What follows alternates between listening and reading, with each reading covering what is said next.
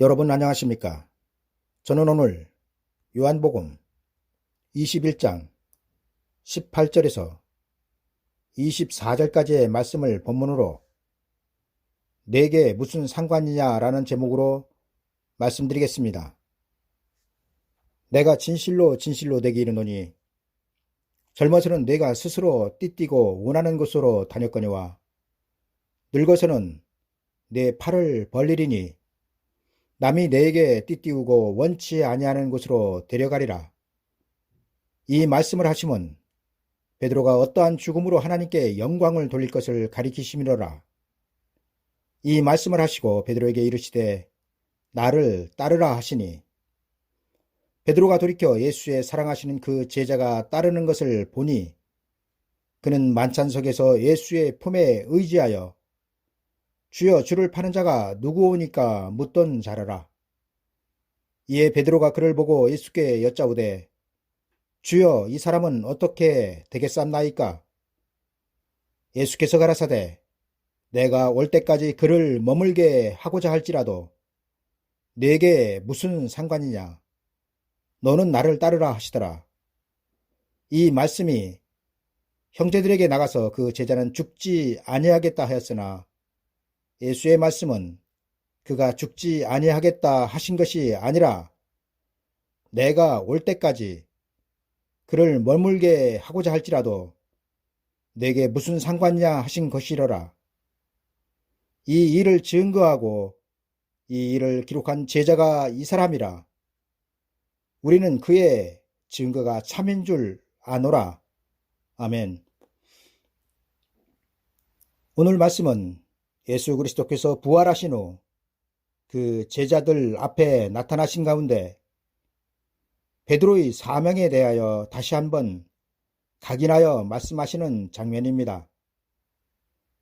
일찍이 예수님은 베드로에게 천국 열쇠를 맡기셨습니다. 여러분, 천국 열쇠란 말 그대로 천국의 문을 여는 열쇠입니다. 그리고 그 천국의 문을 여는 열쇠는 베드로의 신앙 고백인 것입니다. 저는 사도신경의 허구에 대하여 이미 여러 번 말씀을 드렸습니다만 피조물이 예수 그리스도를 믿고 천국으로 들어가는 신앙 고백은 사도신경이 아니라 베드로가 예수 그리스도께 대표로 고백하고 천국 열쇠를 받은 바로 주는 그리스도시요 살아계신 하나님의 아들이시니다가 천국으로 들어가는 열쇠인 것입니다.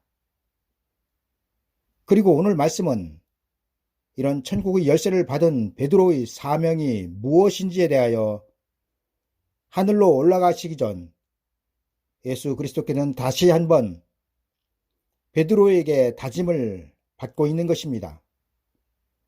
그리고 그 사명을 감당함에 베드로가 순교할 것을 그리고 어떻게 순교할 것인지를 미리 말씀하시고 있는 것입니다.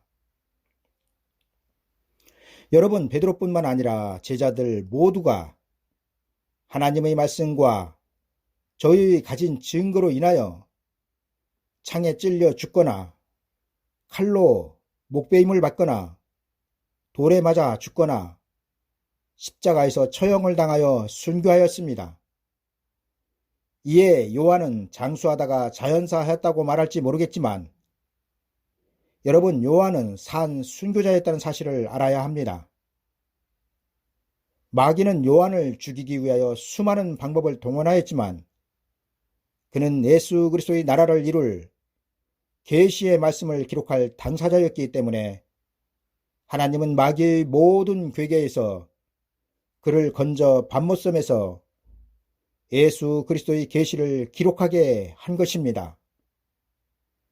대부분의 설교자들은 베드로가 말한 이 사람은 어떻게 되겠삼나이까의 해석을 너는 다른 사람의 인생에 참견하지 말라.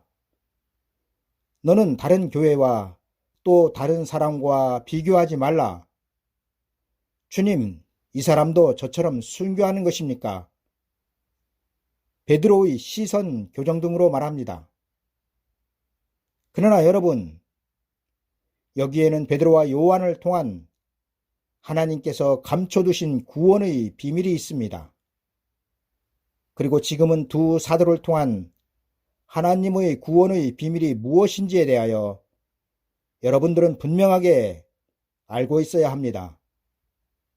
왜냐하면 비밀을 아는 것은 깨어있는 것이 되며, 깨어있느냐 깨어있지 못하느냐의 문제는 마지막 때의 구원의 문제가 되기 때문입니다.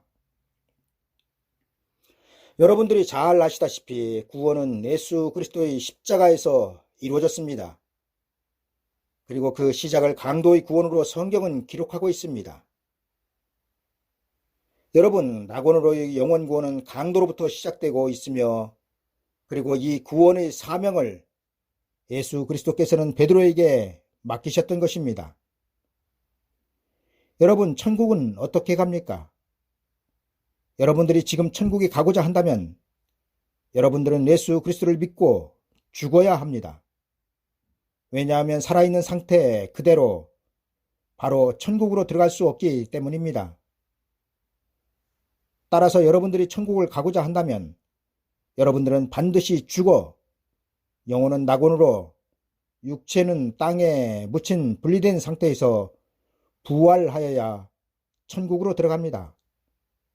그리고 이 구원의 비밀의 열쇠를 예수 그리스도께서는 베드로에게 천국 열쇠로 주신 것입니다. 그러나 예수 그리스도께서 요한에게 맡기신 사명은 죽었다가 부활하여 천국에 들어가는 구원을 맡기신 것이 아닙니다. 여러분, 사도 요한이 쓴 요한계시록의 말씀은 천국으로 들어가는 말씀이 아닙니다. 그럼 어디로 들어가는 말씀일까요? 여러분, 요한계시록은 천국이 아니라 천년 왕국에 들어가는 말씀인 것입니다. 그럼 천년 왕국은 어떻게 들어간다고 성경이 기록하고 있습니까?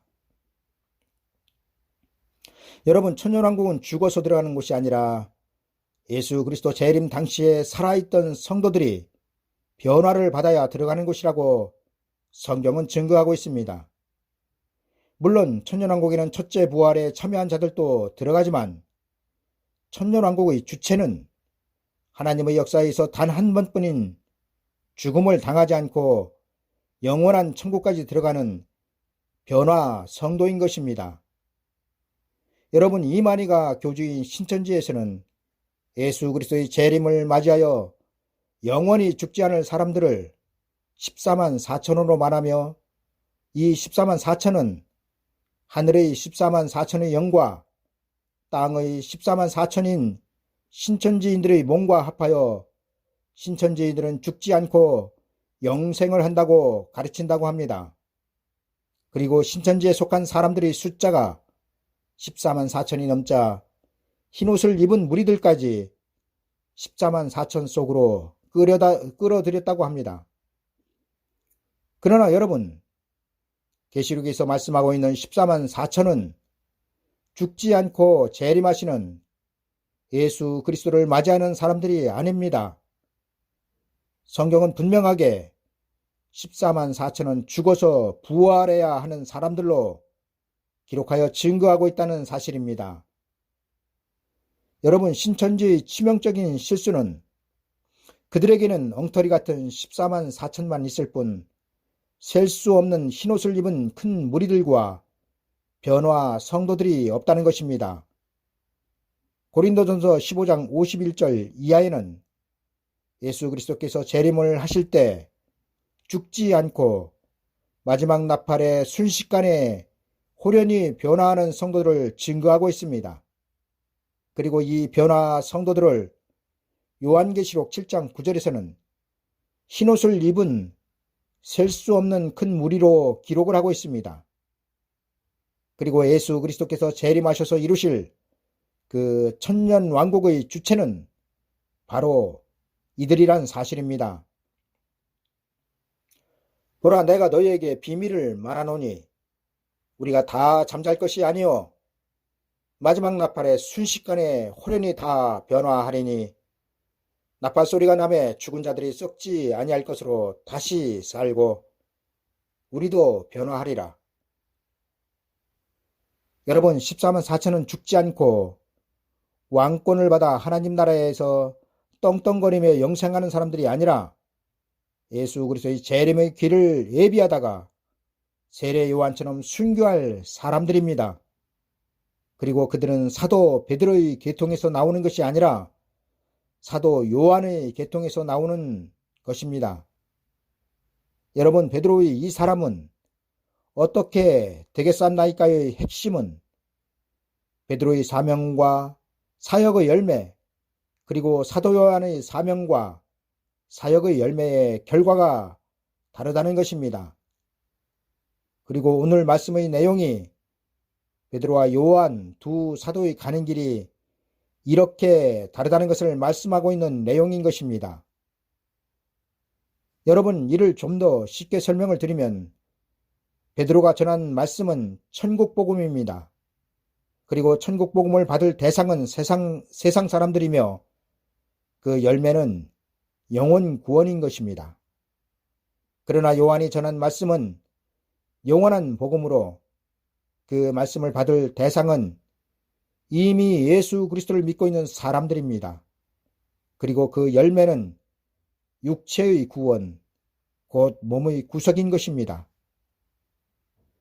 대부분의 사람들은 제 말에 동의하지 못하실지도 모르겠지만 오늘 말씀의 핵심은 바로 이것이란 사실입니다. 여러분, 베드로가 전한 복음의 진리는 낙원을 거쳐 부활 후 천국으로 들어가지만 요한이 전한 복음의 진리는 부활할 낙원을 거치지 않고 변화를 받아 천년왕국으로 들어갔다가 거기서 천년을 보낸 후 영원한 천국으로 들어가는 복음인 것입니다. 그리고 이 구원의 비밀을 알지 못하면 마지막 때의 구원인 몸의 구속의 은혜는 물 건너간다는 것이 성경의 증거인 것입니다. 왜냐하면 천국 복음과 영원한 복음 두 복음은 그 열매가 다르기 때문입니다. 예수님은 그 열매로 그들을 알지니 가시나무에서 포도를 또는 엉겅퀴에서 무화과를 따지 못한다고 말씀하셨습니다. 여러분, 이 말씀은 천국 복음에서 몸의 구속의 열매를 딸 수 없다는 것입니다. 왜냐하면 베드로가 전한 천국 복음과 사도 요한이 전한 영원한 복음은 복음 자체가 다르기 때문입니다. 만약 천국 복음으로 몸의 구속을 받아 천년왕국으로 들어갈 수 있다면 예수 그리스도의 계시인 요한 계시록의 대부분은 필요 없게 될 것입니다.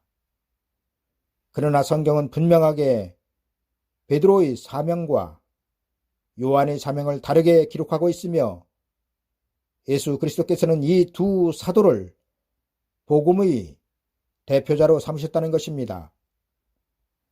여러분, 오늘 말씀의 예수께서 가라사대 내가 올 때까지 그를 머물게 하고자 할지라도 내게 무슨 상관이냐, 너는 나를 따르라 하시더라의 말씀을 잘 묵상해 보시기 바랍니다.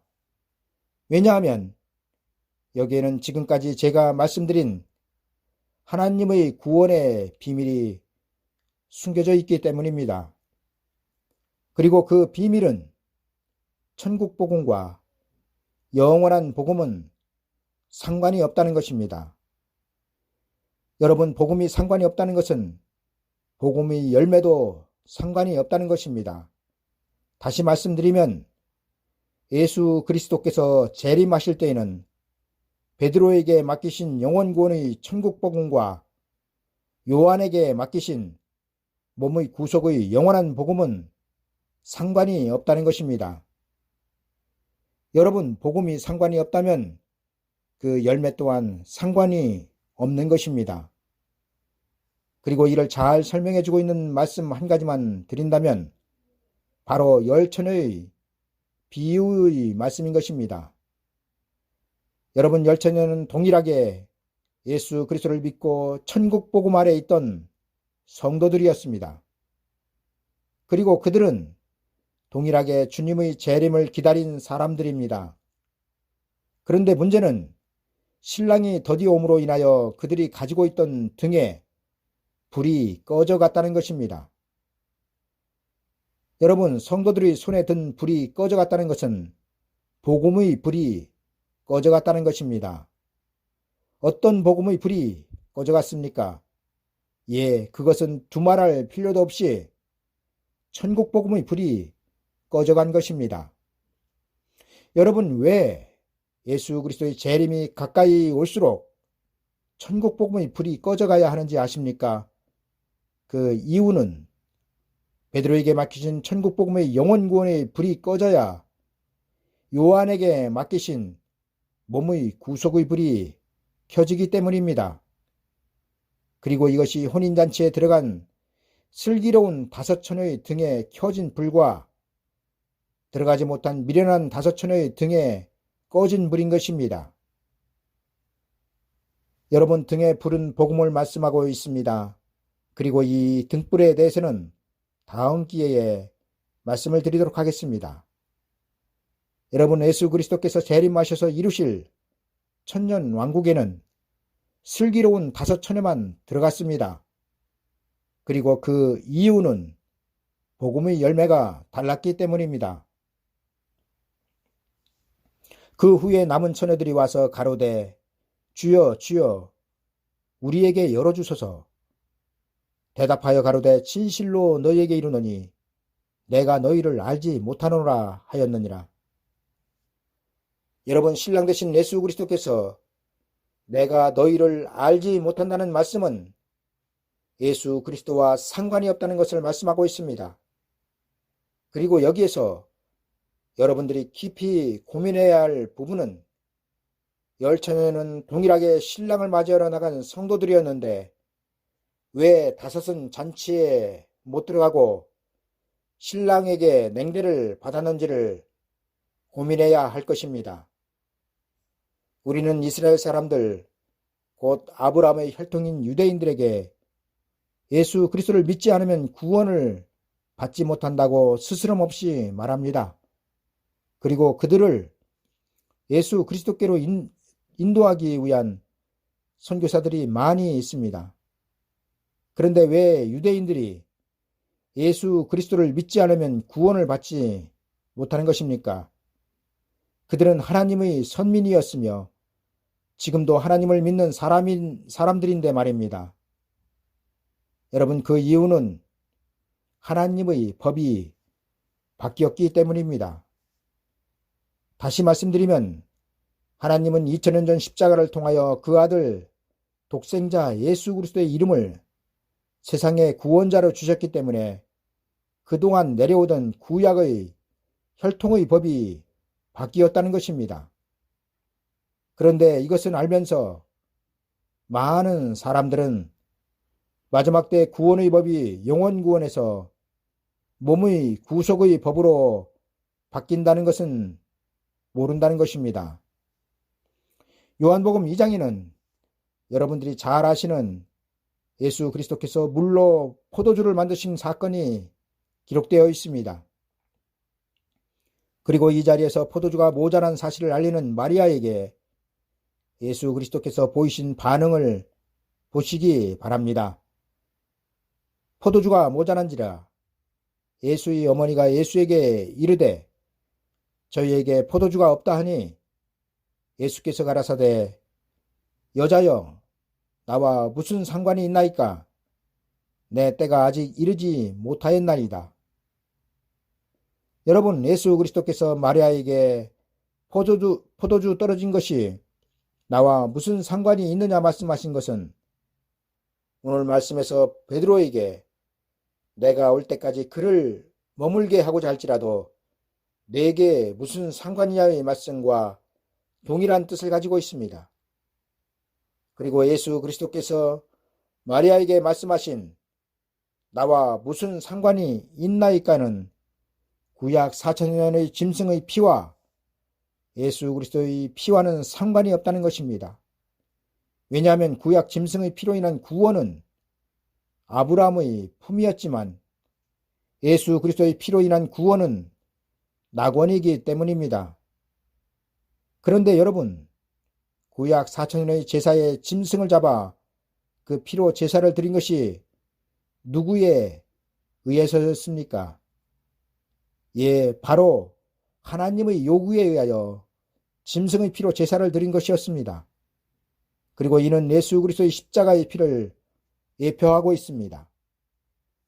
그러나 여러분, 예수 그리스도께서 말씀이 육신을 이루시고 이 땅에 오셔서 십자가를 지시고 그 십자가에서 흘리신 보혈은 세상의 모든 죄인들을 구원하고도 남습니다.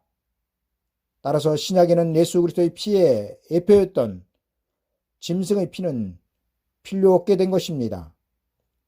왜냐하면 예표의 실체인 예수 그리스도께서 사람으로 오셔서 십자가에서 피 흘려 죽으셨기 때문입니다.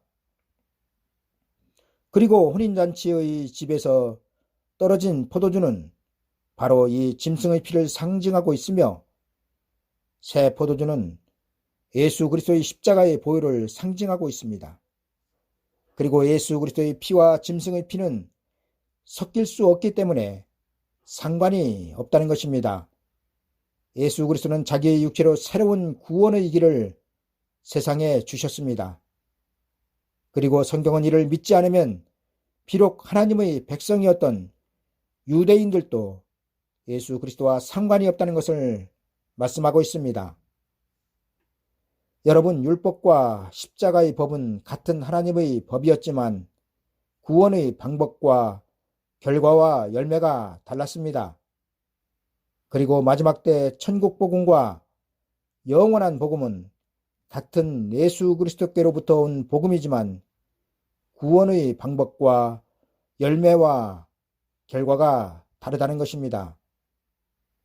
여러분, 복음의 대표인 베드로와 요한의 사명은 천국 복음과 영원한 복음이며 이들이 전한 구원의 결과는 영원 구원과 육체의 구원이며 이들이 전한 구원의 장소는 낙원과 천년왕국인 것입니다.